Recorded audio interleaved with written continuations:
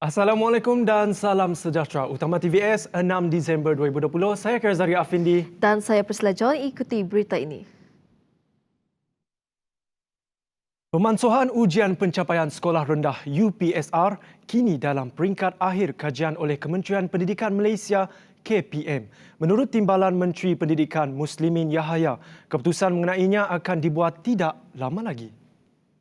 Katanya lagi, KPM tidak membuat kajian sama ada UPSR akan diganti dengan ujian baharu, namun pencapaian akademik murid tahun 6 dinilai melalui pentaksiran sepanjang masa, ujian esei dan temuduga bagi penempatan di 5 jenis sekolah khusus. Pada 15 April lalu, KPM telah mengumumkan bahawa UPSR dan pentaksiran tingkatan 3 PT3 tahun ini dibatalkan akibat pandemik COVID-19. Sementara itu, Presiden Kesatuan Guru Bumi Putera Sarawak KGBS Ahmad Mali berkata pihaknya secara dasar menyokong cadangan tersebut. Menurutnya, pemansuhan UPSR tidak akan menjejaskan kualiti pendidikan negara. Namun begitu, KGBS menggesa agar pemansuhan ini melalui soft landing untuk memastikan pemansuhan UPSR dapat diterima sepenuhnya oleh semua pihak. Ini pula pendapat orang awam ketika ditemui kru TVS di sekitar Kuching.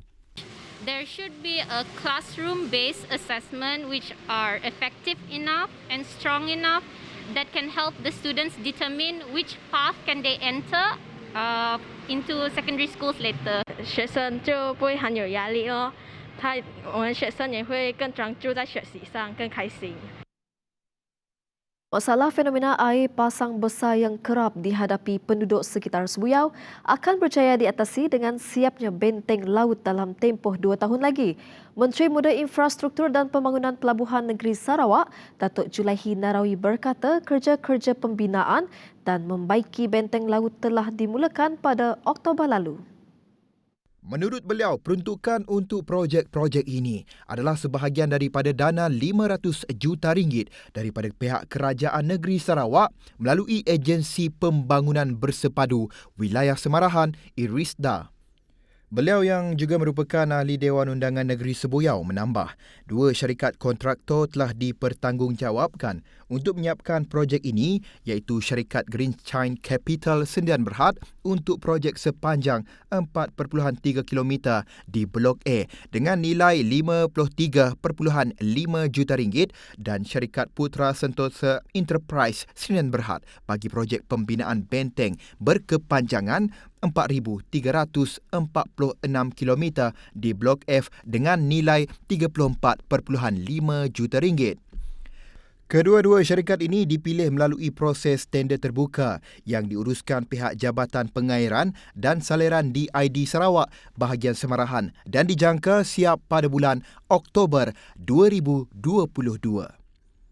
Untuk kawasan Sebuyau sahaja, terdapat 4 blok benteng, Blok A, D, E dan F yang perlu dibina iaitu dari Kampung Bajong sehingga ke Pasar Sebuyau.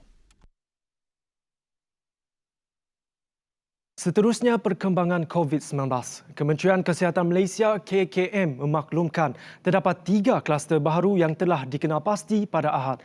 Kluster-kluster berkenaan adalah kluster Ceram, kluster Pulau Berhala dan kluster Jalan Tampoi. Ketua Pengarah Kesihatan Tan Sri Dr. Nur Hisham Abdullah turut memaklumkan terdapat pertambahan 2 kes kematian COVID-19 menjadikan jumlah kumulatif kes kematian COVID-19 di Malaysia adalah sebanyak 382 kes atau 0.53% daripada jumlah keseluruhan kes.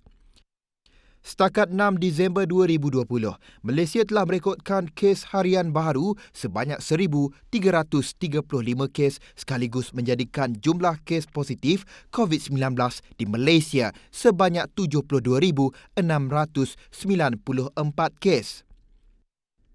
Sementara itu di Sarawak, Jawatankuasa Pengurusan Bencana Negeri JPBN Sarawak telah bersetuju untuk membenarkan sektor spa, wellness dan refleksologi beroperasi mulai 7 Disember 2020. Bagaimanapun, pengusaha sektor berkenaan perlu memenuhi syarat-syarat yang telah ditetapkan JPBN Sarawak bagi membolehkan permis beroperasi.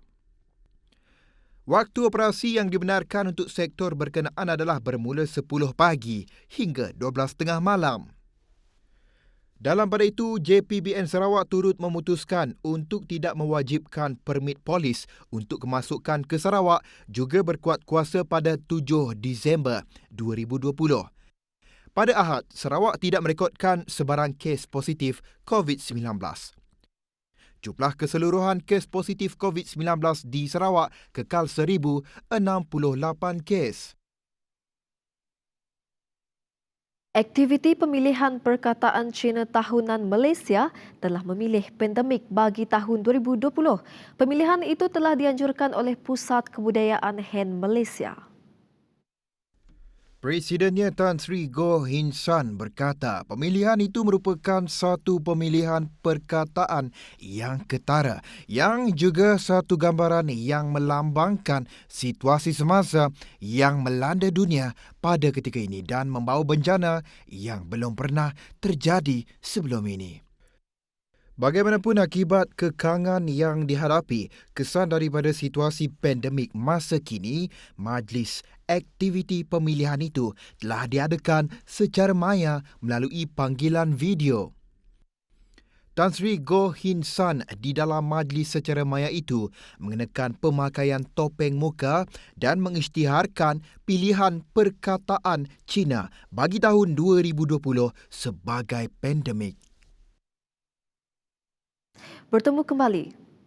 Lagi perkembangan berkaitan COVID-19, bahagian Regulatory Farmasi Negara NPRA Kementerian Kesihatan KKM masih belum menerima sebarang dokumen daripada syarikat Pfizer untuk penilaian pendaftaran dan pengujian vaksin COVID-19.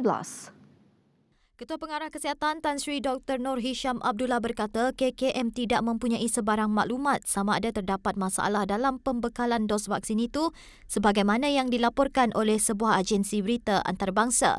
Tegas Nur Hisham adalah tanggungjawab NPRA untuk memastikan setiap produk tersebut melalui proses penilaian dan pengujian berasaskan prinsip-prinsip kualiti, keselamatan dan keberkesanan terlebih dahulu sebelum didaftarkan ke pasaran Malaysia. Beliau berkata demikian sebagai respon terhadap laporan agensi berita antarabangsa pada 4 Disember yang menyatakan syarikat farmasikal tersebut mungkin tidak dapat mencapai sasaran pengeluaran vaksin berkenaan pada 2020 kerana kekurangan bahan mentah. Bagaimanapun, kata Nur Hisham, KKM akan sentiasa memantau perkembangan produk vaksin COVID-19 oleh Pfizer dan mendapatkan maklumat lanjut mengenai perkara itu.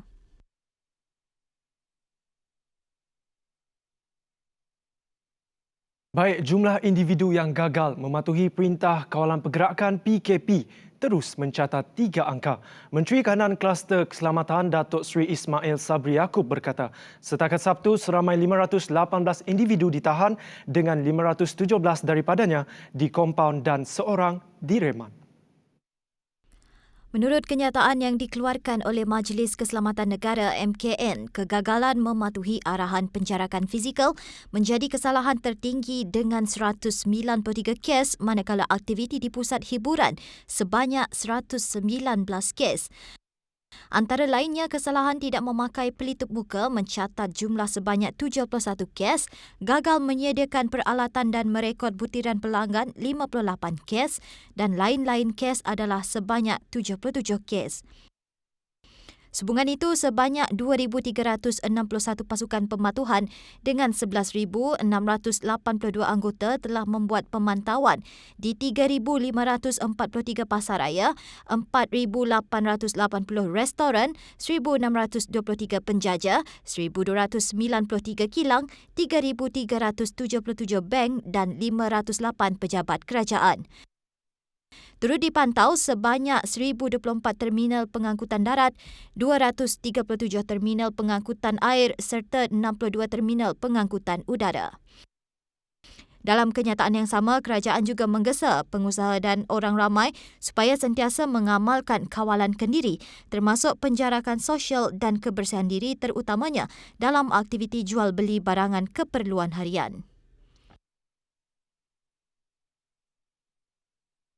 Datuk Seri Dr. Ahmad Zahid Hamidi tiba di Istana Kinta pagi Ahad dipercayai untuk menghadap Sultan Perak Sultan Nazrin Shah bagi menyembah maklum pendirian parti berhubung kemelut terkini politik di negeri itu. Menurut Ahli Majlis Dewan Negara Perak, Datuk Seri Muhammad Anwar Zaini, selepas Ahmad Zahid, tiada lagi pihak yang dijadualkan menghadap Sultan Nazrin setakat Ahad. Kemelut politik di negara berkenaan bermula selepas Menteri Besar Datuk Seri Ahmad Faizal Azumu daripada Bersatu gagal memperoleh sokongan majoriti Ahli Dewan Undangan Negeri ADUN dalam usul keyakinan ADUN terhadap Menteri Besar yang dikemukakan pada persidangan Dewan Undangan Negeri Jumaat lepas. Dalam undian sulit yang dijalankan, Ahmad Faizal yang juga ADUN Cenderiang hanya mendapat 10 undi berbanding 48 menolak, manakala 1 berkecuali. DUN Perak merangkumi 25 ADUN, Barisan Nasional BN yang kesemuanya daripada UMNO DAP 16, Amanah 5, Bersatu 5, PKR 3 dan PAS 3, manakala Gerakan dan Bebas masing-masing 1 kerusi. Sementara itu, Ahli Majlis Dewan Negara Perak, Datuk Seri Muhammad Anwar Zaini memaklumkan pihak istana bersedia untuk mengangkat mana-mana calon dipersembahkan yang menerima sokongan majoriti mudah ahli-ahli Dewan Undangan Negeri. Sultan Perak Sultan Nazrin Shah juga katanya perkenan sesi terima menghadap beberapa lagi pemimpin politik termasuk pengerusi Parti Amanah Rakyat Amanah Perak Dato' Asmuni Awi, pengerusi DAP Perak Nga Korming, pengerusi PKR Perak Farhash Wafa Salvador Rizal Mubarak dan pengerusi Badan Perhubungan UMNO Perak Dato' Sarani Muhammad. Dalam perkembangan lain, UMNO dan Barisan Nasional BN tidak menolak kemungkinan untuk membentuk jajaran baru politik di negeri Perak. Bagaimanapun, Presiden UMNO Datuk Seri Dr. Ahmad Zahid Hamidi berkata pihaknya akan sebaik mungkin mengekalkan jajaran politik Kerajaan Perikatan Nasional PN. Jelasnya jika ia tidak dapat dilaksanakan, mungkin ada penyesuaian yang harus dilakukan untuk penjajaran yang baru.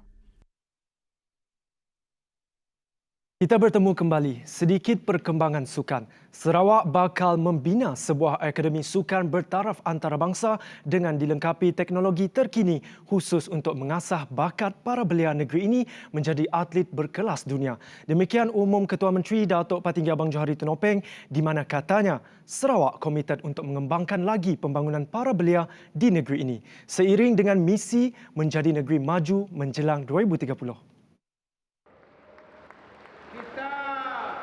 Melihat apa yang telah berlaku di New Zealand. New Zealand, negara yang kecil, yang pun populasi 4 juta. Tapi dengan latihan yang telah diberi kepada para belia mereka, mereka menjadi champion dalam sukan Olimpik. Kenapa? Kerana pusat latihannya adalah terkini. Jadi saya dan rakan-rakan dalam kerajaan Sarawak telah bersetuju untuk mewujudkan Sport Academy dengan harga yang boleh tahan jualan. Jadi kita laksanakan dasar itu. Ini semuanya untuk belia. Beliau berkata demikian ketika berucap pada sambutan Hari Belia Peringkat Negeri 2020 di Kompleks Sukan Asajaya pada Sabtu. Sementara itu, rata-rata pemain industri sukan menyambut baik pengumuman yang dibuat oleh Ketua Menteri bagi melonjakkan lagi kegiatan sukan di negeri ini. Ia adalah satu kejayaan mencutanda negeri Sarawak punya benda-benda itu benar materialize. Kenapa? Sarawak bercita-cita untuk menjadi sport powerhouse kan. I think satu berita yang paling bagus lah, sebagai orang sukan. I think kita sudah sampai masanya kita ada benda tu lah. Dan apa yang dicadangkan oleh Ketua Menteri kita, satu yang harus kita sokong sepenuhnya tanpa mempolitikkan benda lah, sebab pada kami lah di Sarawak tu kita banyak sekali talent yang boleh kita gilap. Dengan tubuhnya akademi ini diharapkan dapat menyediakan perkhidmatan yang bertaraf antarabangsa dalam menyumbang kepada pembangunan atlet-atlet yang berprestasi tinggi bagi memastikan negeri Sarawak sentiasa mempunyai pool of atlet yang sentiasa bersedia mengikut kejuaraan di dalam atau luar negara. Lain pula harapan naib juara Gusti Lengan IFA 2019 di Poland, Abigail Key, yang mahu akademi tersebut dibarisi jurulatih yang berkelayakan untuk setiap bidang sukan tertentu.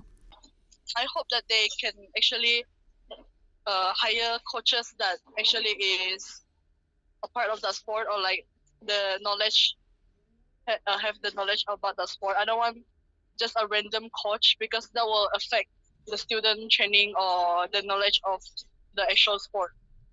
I hope they can hire a good coach.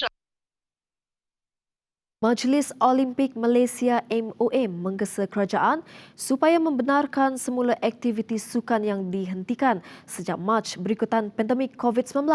Menurut MOM, penggiat sukan bersedia mematuhi prosedur operasi standard SOP yang ketat ditetapkan oleh agensi kerajaan berkaitan. Matlamat utama adalah supaya para atlet dapat menyambung semula latihan persediaan untuk menghadapi pelbagai pertandingan yang dijadual berlangsung tahun hadapan. Perkara itu adalah antara butiran penting yang dipersetujui dalam mesyuarat Majlis Eksekutif MAM ke-195. Perhimpunan Agong Tahunan ke-39 kemudian diadakan selepas mesyuarat itu dengan ahli MAM meluluskan laporan tahunan 2019 serta akaun yang diaudit untuk tahun berakhir 31 Disember 2019. Kedua-dua mesyuarat itu dipengerusikan oleh Presiden MAM Tan Sri Norza Zakaria dan dihadiri oleh Lembaga MAM serta wakil daripada Kementerian Belia dan Sukan, Majlis Sukan Negara, Institut Sukan Malaysia, Kementerian Pendidikan dan Suruhanjaya Atlet. Ini pula perkembangan songket Sarawak. Usaha meningkatkan kualiti produk kraf Sarawak, khususnya songket, akan diteruskan.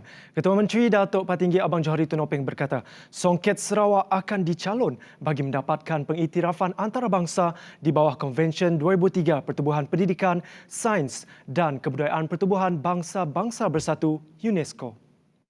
Menurut beliau, pengiktirafan UNESCO itu akan memberi impak positif kepada seni di Sarawak sekaligus memartabatkan warisan tradisional Sarawak ke peringkat yang lebih tinggi. Di bawah UNESCO, dan saya harap intangible benefit ini sudah tentu akan memberi kesan yang sangat positif di dalam kita nak membangunkan seni kraf yang terdapat di negeri Sarawak. Kita banyak satunya. Beliau berkata demikian dalam ucap tamannya di Majlis Perasmian Muzik dan Fashion Sarawak, SEMFAC 2020 di Kuching. Tambah Abang Johari lagi, Kerajaan Sarawak sentiasa menyokong usaha yang dilakukan oleh Kementerian Pelancongan, Kesenian dan Kebudayaan itu.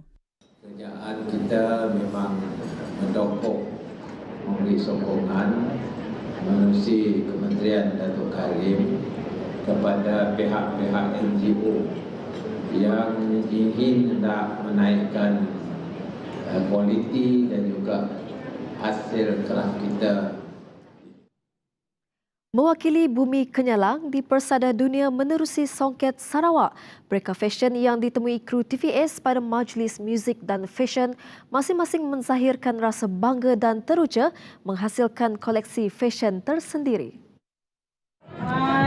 Sebagai designer Sarawak yang dijemput untuk memperagakan koleksi saya dengan menggunakan songket-songket Sarawak, saya rasa macam sangat berbangga because kita nak memartabatkan songket Sarawak di mata dunia. Jadi saya tampil dengan koleksi saya yang modern, sophisticated yang boleh diterima di bukan saja di Malaysia tapi di luar negara.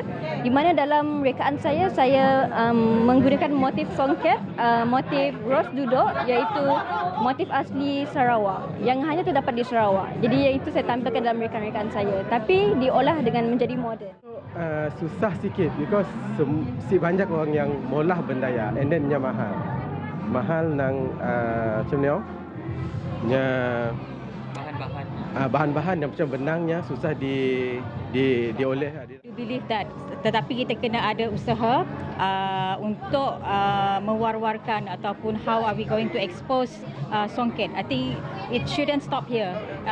We need to do more untuk kita expose songket keluar daripada Malaysia. Baiklah, sekian saja Utama TVS buat masa ini. Teruskan kesetiaan anda bersama kami. Saya Priscilla John. Dan saya Karizara Afindi. Baiklah, sebelum mengakhiri Utama TVS, saksikan sedikit rangkuman mengenai di sekitar Majlis Sarawak Music and Fashion Gelor Semfek 2020. Jadi salam hormat dan selamat malam.